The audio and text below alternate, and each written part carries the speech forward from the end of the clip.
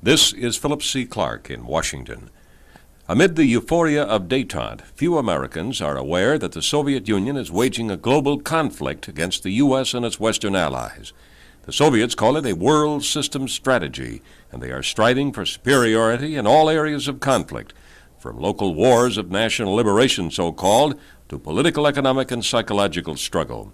Professor Raymond S. Sleeper of the University of Tennessee's Department of Cybernetics says Russia's Leonid Brezhnev himself has drawn a balance sheet on how the Soviets are doing. Chairman Brezhnev, at the 25th Party Congress meeting in Moscow last month, demonstrated that he was very pleased with the progress of the Soviet Union in their world system strategy. He reported in a 4.5-hour talk on over 40 major accomplishments since 1969. Let me cover a couple of these. And I quote, "The cause of freedom and independence have triumphed. Soviet people are proud of the fact that they rendered aid to Vietnam in its struggle against the imperialist invaders. The victory of Vietnam has opened up fresh opportunities in the whole of Southeast Asia. It has been a glorious victory," said Chairman Brezhnev. Professor Sleeper cited Brezhnev's boasts of Russia's rise in world naval power. Since 1969, the Soviet Navy has expanded its operations all over the oceans of the world. The Soviet Red Navy started operating in non-Russian waters in 1964, seriously, about 5,000 ship days that year. In 1975, they operated over 50,000 ship days in non-Russian waters all over the world.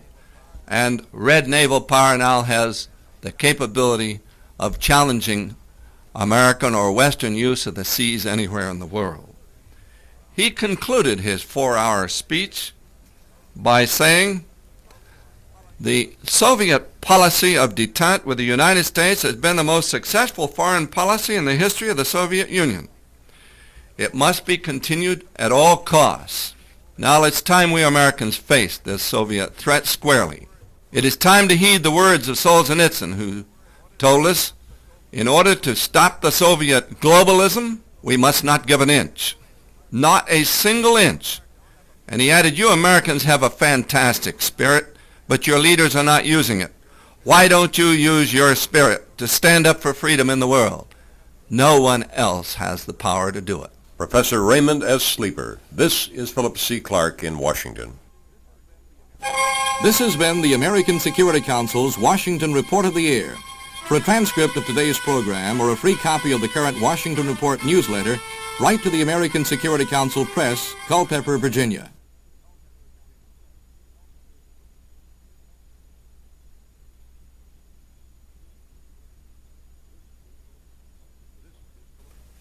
This is Phillip C. Clarke in Washington.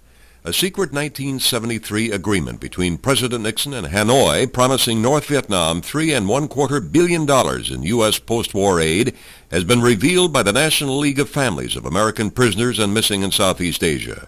Colonel Earl P. Hopper, Sr., the executive director of the League, which is composed of the relatives of some 1,300 American servicemen still listed as MIA, missing in action, says the secret offer of U.S. aid is now being cited by the Vietnamese communists as a condition for their providing information on the MIAs and returning the remains of more than 1,000 other Americans known to have died behind enemy lines in Indochina. Colonel Hopper says the League has appealed to the House Select Committee on Missing Persons in Southeast Asia to demand that the administration make the Nixon memo available. The object, he says, is to force compliance with the 1973 Paris Peace Accords, by which Hanoi promised a full accounting of the MIAs and to help in returning the bodies of American war dead. In view of the recent commitment from the Secretary of State to make overtures to the Vietnamese to begin some type of talk, we feel it is crucial now that the House Select Committee be completely informed as to the particulars of any past agreements or promises that the United States may have made to the communists. We understand that both former President Nixon and Secretary of State Kissinger has told the House Select Committee that the 1973 Nixon memo contained various conditions primarily the strictest adherence to the Paris agreements upon which the United States would be willing to contribute aid to help heal the wounds of the war. If such conditions for aid are contained in the memo, we cannot understand why the administration has any reluctance to allow the House Select Committee to study that memo or to make it public. It would seem that making the memo a matter of public record would once and for all clear up the doubts of many Americans as to the alleged secret agreements. Secret agreements have been consistently denied being made by Kissinger following the Paris Agreement.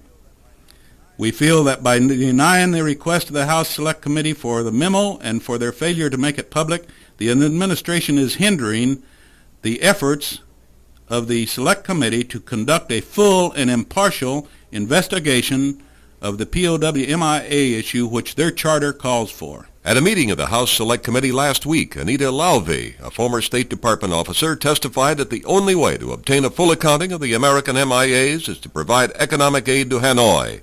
She cited the experience of the French, who still have not had a full accounting of their missing men 22 years after they were defeated in Vietnam.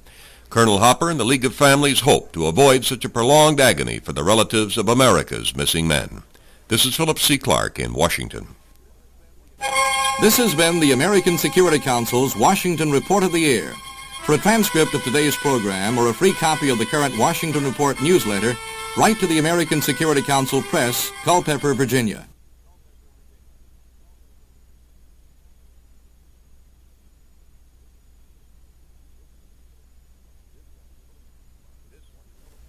This is Phillip C. Clarke in Washington.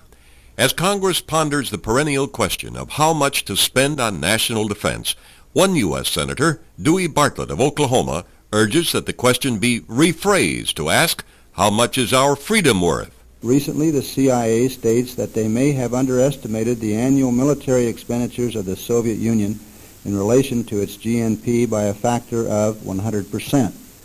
If the United States believed it possessed military superiority, then our position relative to the Soviet Union would not necessarily change because of such a miscalculation.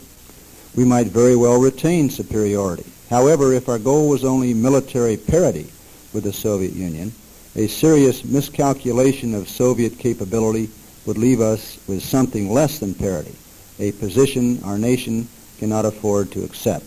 Senator Bartlett says the dangers of any U.S. military inferiority must be kept clearly in mind in negotiating arms agreements with the Soviets. We must recognize that the Soviet Union has not discarded its goal of becoming the dominant military force of the world. It has only, with our consent, narrowed very slightly the bounds of competition. In conventional weaponry and all other areas not subject to mutually accepted limitation, the United States must strive for superiority. Only in this manner can we formulate future policy and negotiate future agreements from a position of strength rather than weakness.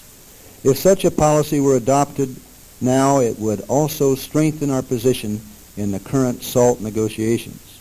It would discourage the Soviets from taking further military and political advantage of détente by demonstrating that our desire to ease tensions is not based on weakness or a lack of will. As a member of the Senate Armed Services Committee, Bartlett says he is disturbed to have learned that in some important military areas the U.S. is now inferior to the Soviets. We must significantly expand our R&D, procurement of sophisticated nuclear and conventional weapons, and numbers of military and civilian personnel in order to achieve a momentum of military power which will guarantee our security through superiority. Senator Bartlett says he is convinced that a great majority of Americans are demanding that the U.S. possess a clear military superiority to safeguard the peace. Even though we have been less vocal, even though the cry, "We're number one," has been reserved for our favorite football team in its most exciting moments, I believe the American spirit still quietly commands us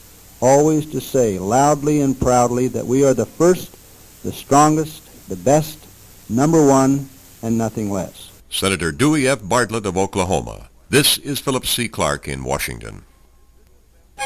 This has been the American Security Council's Washington Report of the Year. For a transcript of today's program or a free copy of the current Washington Report newsletter, write to the American Security Council Press, Culpeper, Virginia.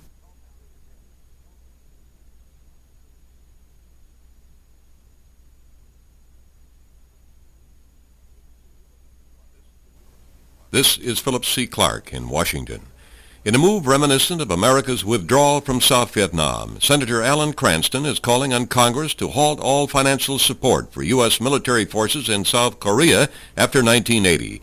The California Democrat gives as his reason the alleged repressive policies of South Korea's President Park Chung-hee. If Congress goes along and withdraws all 40,000 U.S. troops from South Korea in 5 years, it is possible that the South Koreans will be strong enough to go it alone against any new attack by Communist North Korea. But it is also possible, perhaps probable, that North Korea would have the massive support of Communist China and the Soviet Union, just as North Vietnam had in its final all-out assault against an outnumbered and outgunned South Vietnam last year. The U.S. Congress, it should be recalled, had ruled out any U.S. support for Saigon, military or economic. And as our last U.S. ambassador to South Vietnam, Graham Martin, has testified, Hanoi simply waited until Congress had completed its aid cutoff to the South to launch its massive offensive. With the last U.S. forces withdrawing from Thailand and only a handful of Americans remaining on Taiwan, our remaining allies in Asia are understandably worried over their future freedom and independence. As president of the China News, Taiwan's only English-language evening newspaper, U.S.-educated We-Tung Ting warns that any further U.S. pullbacks in Asia could have grave consequences. The U.S. presence in Asia and the Pacific has been a stabilizing factor in this region. The continuous reduction of American military presence causes concern. This is a very dangerous step to be taken. It's logical for the United States government to reduce its military presence in Asia as a reaction of the Vietnam War. But as Mr. Ford has repeatedly assured that United States has been and will be a leading Pacific power. In this case, she got to maintain certain military presence in the Korean Peninsula.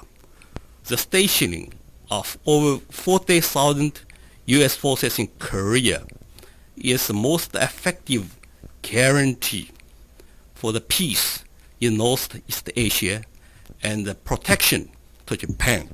Japan is the anchor of American defense in this part of the world. So the United States has to keep a reasonable level of military forces in Asian and the Pacific region. We-Tung Ting, president of China News on Taiwan. This is Phillip C. Clarke in Washington. This has been the American Security Council's Washington Report of the Year. For a transcript of today's program or a free copy of the current Washington Report newsletter, write to the American Security Council Press, Culpeper, Virginia.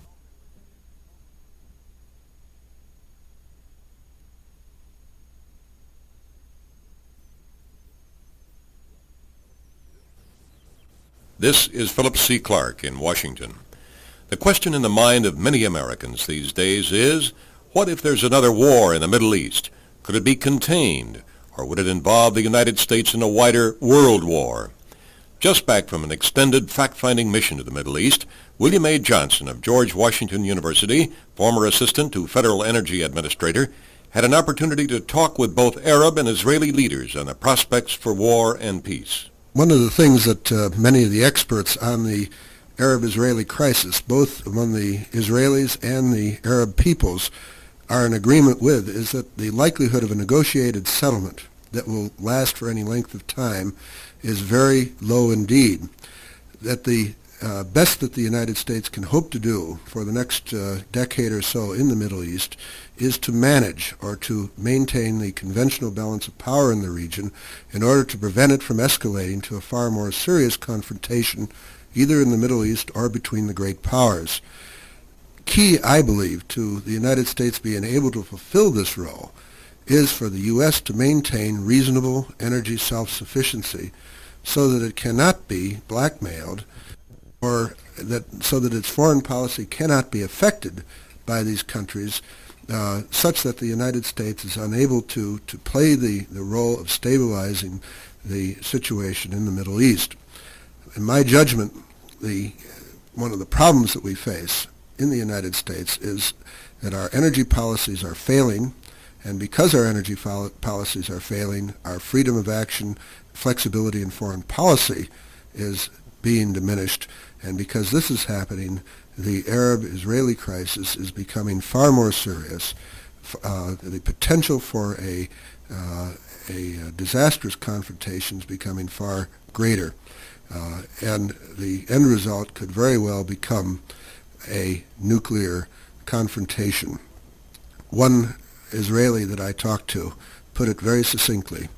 He said, "We used to think in terms of a Masada complex, Masada being the place in Israel where 2,000 years ago the Jewish people committed suicide rather than being captured by the Romans."